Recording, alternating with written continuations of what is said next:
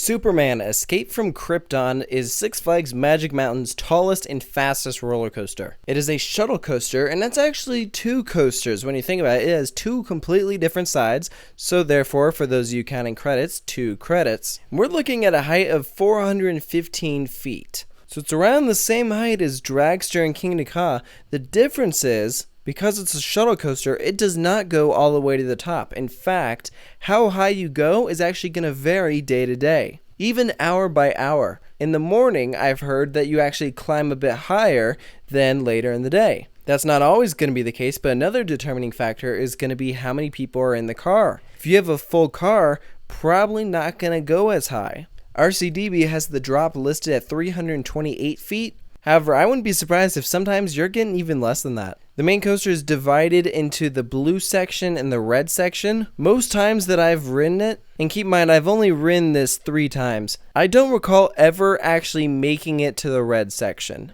Obviously, if you have this at your home park, you're probably going to have made it there at one point or another. But as someone who doesn't frequent Magic Mountain a whole lot, this is just my experience. But just quickly kind of going over the rest of the stats. We have a length of 1,235 feet, which is actually kind of surprising when you think about it. And really most of that is actually in the straight section of the launch. I am amazed at how long you are just flying before you even start rising up to the top. That straight section is way too long in my opinion, because you're launched backwards at 100 miles an hour. And it says that it takes about 7 seconds to reach that max speed, so it's not a forceful launch at all. But it still just amazed me for how long you're experiencing that straight section before rising up. And even after you fall and you're just gliding all the way back to the station, that straight section lasts a really long time. It's probably double the length of the height, so about 800 feet of straight section. Of course, you have that max angle of descent at 90 degrees, and overall your duration is about 28 seconds, so it's over really fast. That being said, this ride is often ignored. When coaster enthusiasts are talking about really tall and fast coasters, most people skip over this one. Everyone talks about Dragster and King Ka, and then often when you're talking about the next coasters as tall, you go to the Giga coasters like Millennium Force, Fury, I-5, Leviathan. A lot of people just flat out skip over Superman Escape from Krypton. Why is that? In my opinion, it's because this is a really mediocre ride. I don't dislike it, but I don't really like it either. It's just kind of there.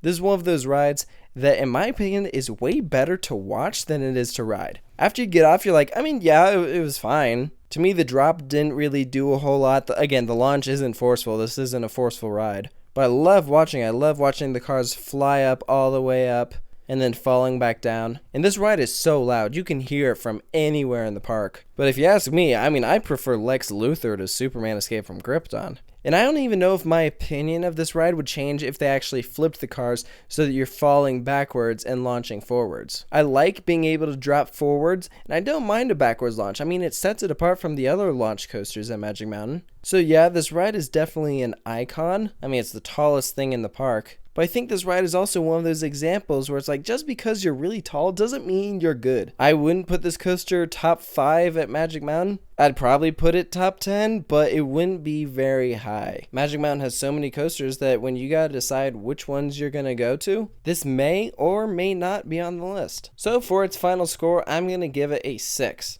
It's got the height, it's got the speed, it's got the angle of descent, and those are all stats. So the stats are in its favor. Unfortunately, ride experience is not. I know why people often forget about this and instead talk about Dragster and King Ka. It's because those 2 rides are way better than this. I think it's kind of cool to have a shuttle coaster this high. It almost kind of gives you an idea of what a rollback would be like if you got one on Dragster or King Ka.